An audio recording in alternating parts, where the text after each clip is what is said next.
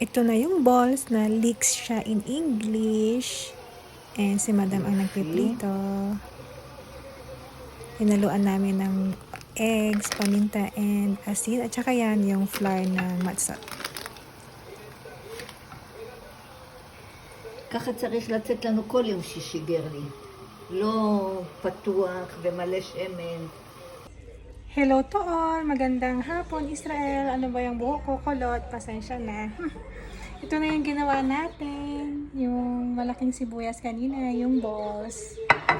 And hinalo namin dyan is 2 eggs, flour na matsot, yung kanina, and then paminta at saka salt.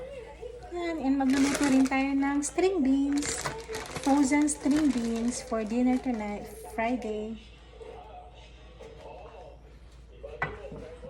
Thank you po. God bless.